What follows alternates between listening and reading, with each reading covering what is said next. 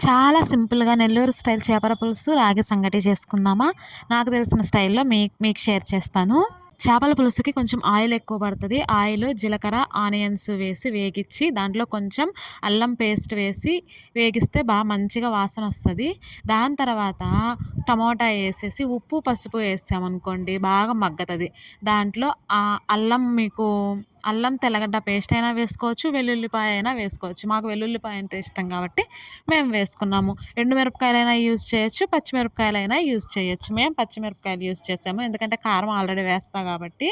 Okay. పులుసు చిక్కగా రావాలంటే నీళ్ళు ఎక్కువ పోయకూడదు.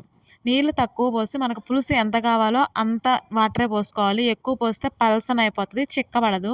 కారము, ధనియాల పొడి కూడా ఆనియను, టమోటాలు నూనెలో వేగితే బావుంటది. మంచి టేస్టొస్తది. పులుసు తెల్లాక దాంట్లో మనము ముక్కలెయ్యాలి. చేప ముక్కలు ఎక్కువ సేపు ఉడకవు. ఎక్కువ 15 నిమిషాలు ఉడికితే చాలు. దాని తర్వాత ఇదే మన మ్యాజిక్ మసాలా. అది మనము జీలకర్ర, మెంతులు, కొంచెం మిరియాలు లైట్‌గా వేగించుకొని, పొడి చేసుకొని, మనం దింపబోయే ముందు ఆ పొడి చల్లుకోవాలి. అంతే. కొత్తిమీర తురిమేసేసి, మూత పెట్టేసి చల్లారాక తింటే అదుర్స్. మామిడికాయ ఏసుకోవచ్చు, ఏసుకోకపోవచ్చు. అది మీ ఇష్టం. కానీ మామిడికాయ ఏసుకుంటే టేస్ట్ వేరే లెవెల్ ఉంటది. అంతే. రాగి సంగటిలో మనం అన్నం బాగా ఉడికిపోయాక దాంట్లో పిండేసి కొంచెం నెయ్యేసామనుకోండి స్మూత్‌గా వస్తది.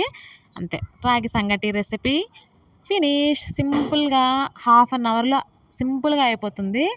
మీరు ట్రై చేసి చూడండి. నాకు కామెంట్ చేయండి. మీరు ట్రై చేసిన వాళ్ళు ఎవరైనా ఉంటే.